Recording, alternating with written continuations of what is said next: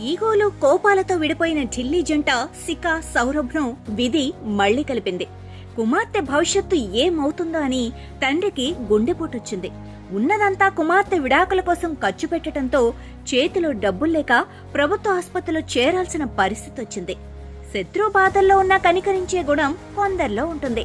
ఆ అల్లుడిది సైతం అలాంటి మనస్తత్వమే.